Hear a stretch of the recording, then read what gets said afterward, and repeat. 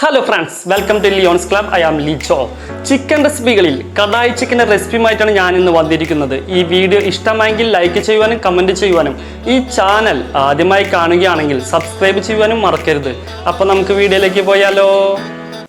Chicken KADAi ready ആക്കാൻ വേണ്ടിയിട്ട് ഞാൻ ഇവിടെ ഒരു 1.5 കിലോ ചിക്കൻ കഴുകി വൃത്തിയാക്കി വെച്ചിട്ടുണ്ട്. ഇതൊന്ന് ഫ്രൈ ചെയ്തെടുക്കാനായിട്ട് ഒന്ന് മാരിനേറ്റ് ചെയ്യണം. അതിനായിട്ട് 1.5 ടീസ്പൂൺ ഇഞ്ചി വെളുത്തുള്ളി പേസ്റ്റ് അങ്ങോട്ട് ചേർത്ത് കൊടുക്കാം. എന്നിട്ട് ആവശ്യത്തിന് ഉപ്പ് അങ്ങോട്ട് ചേർക്കുക. പിന്നെ 1 ടീസ്പൂൺ മഞ്ഞൾപ്പൊടി, 2 ടീസ്പൂൺ മുളക് പൊടി അങ്ങോട്ട് ചേർക്കാം. നിങ്ങളുടെ എരിവനുസരിച്ച് മുളക് പൊടി ചേർത്തോട്ടാ. പിന്നെ 1/2 ടീസ്പൂൺ വലിയ ജീരകത്തിൻ്റെ പൊടി അങ്ങോട്ട് ചേർത്ത് അങ്ങോട്ട് കൊടുക്കുക. ഇനി അങ്ങോട്ട് നാരങ്ങയുടെ നീര് അങ്ങോട്ട് ഒഴിച്ചങ്ങോട്ട് കൊടുക്കണം. ഞാനിവിടെ ചെറിയ നാരങ്ങ ആയതുകൊണ്ട് ഫുൾ നാരങ്ങ അങ്ങോട്ട് എടുത്തിട്ടുണ്ട്.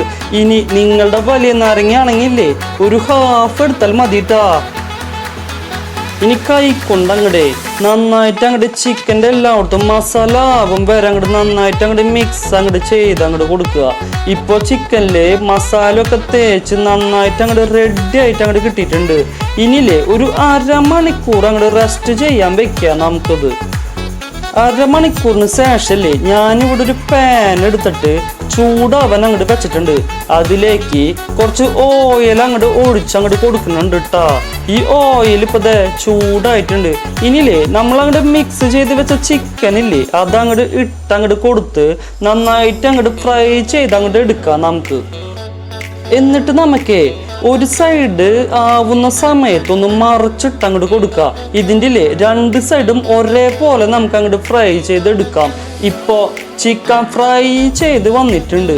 ഇനിയില്ലേ കോരി അങ്ങോട്ട് എടുക്കുക. ഇനി നമുക്ക് ബാക്കി വരുന്ന ചിക്കനും ഇതുപോലെ അങ്ങോട്ട് ഫ്രൈ ചെയ്ത് അങ്ങോട്ട് എടുക്കുക കേട്ടോ. ഇപ്പോൾ ഇല്ലേ മൊത്തം ചിക്കൻ അങ്ങോട്ട് ഫ്രൈ ചെയ്തെടുത്തിട്ടുണ്ട് കേട്ടോ. ഇനിയില്ലേ ഈ പാനിലെ സെയിം ഓയിൽ വെച്ചിട്ടാണ് നമ്മൾ ഈ മസാലയില്ലേ അതങ്ങോട്ട് റെഡി ആക്കണത്. ഇത്രയും ഓയിലിൻ്റെ ആവശ്യമില്ല കേട്ടോ. ഞാൻ അതുകൊണ്ട് ഇതിന് കുറച്ചങ്ങോട്ട് കോരി അങ്ങോട്ട് മാറ്റണുണ്ട് കേട്ടോ. എന്നിട്ട് ഞാനേ സവോളയില്ലേ അത് കട്ട് ചെയ്ത് ഇട്ട് കൊടുക്കുന്നുണ്ട് കേട്ടോ. അതിനായിട്ട് 3 വലിയ സവോളയാണ് ഞാൻ എടുത്തിട്ടുള്ളത്. എന്നിട്ടില്ലേ നന്നായിട്ട് അങ്ങോട്ട് വഴറ്റി കൊടുക്കുന്നുണ്ട് കേട്ടോ.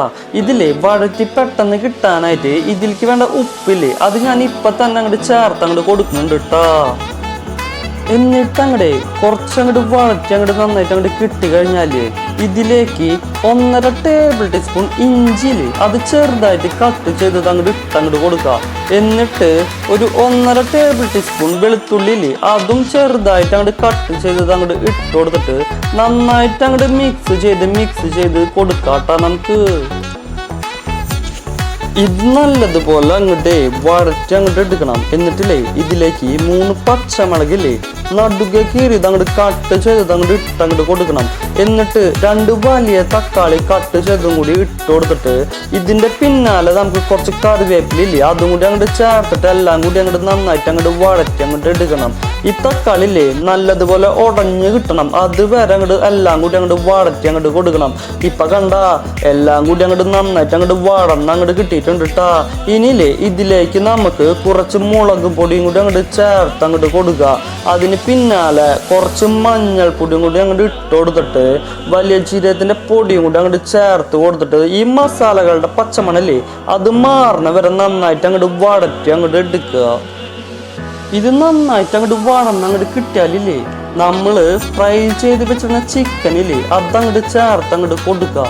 എന്നിട്ടില്ലേ എല്ലാം കൂടി അങ്ങോട്ട് നന്നായിട്ട് അങ്ങോട്ട് മിക്സ് ചെയ്ത് അങ്ങോട്ട് എടുക്കുക. ഇനിയില്ലേ ലോ ഫ്ലെയിമിൽ വെച്ചിട്ട് ഒരു 10 മിനിറ്റ് അങ്ങോട്ട് അടച്ച് വെക്കണം. ഇടയ്ക്ക് ഒന്ന് തുറന്നിട്ട് ഒന്ന് ഇളക്കി അങ്ങോട്ട് കൊടുക്കണം കേട്ടോ. അതെ ഞാനിപ്പോൾ ഒന്ന് ഇളക്കി അങ്ങോട്ട് കൊടുക്കുന്നുണ്ട്. എന്നിട്ട് ഒരു 5 മിനിറ്റും കൂടി അങ്ങോട്ട് അടച്ചങ്ങോട്ട് വെക്കാം. ഈ സമയത്ത് ഞാനൊരു ബൗളിലേക്ക് 1.5 ടീസ്പൂൺ കോൺഫ്ലവർ ഇല്ലേ അതങ്ങോട്ട് എടുത്തിട്ടുണ്ട് കേട്ടോ. അതിലേക്ക് ഒരു 1/4 കപ്പ് വെള്ളം ഒഴിച്ചിട്ട് നന്നായിട്ട് അങ്ങോട്ട് കലക്കി അങ്ങോട്ട് എടുക്കുന്നുണ്ട് കേട്ടോ. എന്നിട്ട് ഇത് തുറന്നിട്ടേ ഇതിൽ കുറച്ച് മല്ലിയില അരിഞ്ഞതും കൂടി അങ്ങോട്ട് ഇട്ട് കൊടുക്കുക. എന്നിട്ട് നന്നായിട്ട് അങ്ങോട്ട് ഒന്ന് മിക്സ് ചെയ്ത് അങ്ങോട്ട് കൊടുക്കുക. എന്നിട്ട് നമുക്ക് ഇതിലേക്ക് റെഡിയാക്കി വെച്ച കോൺഫ്ലവർ മിക്സ് ഉണ്ടല്ലോ അതും കൂടി അങ്ങോട്ട് ഒഴിച്ചങ്ങോട്ട് കൊടുക്കുക.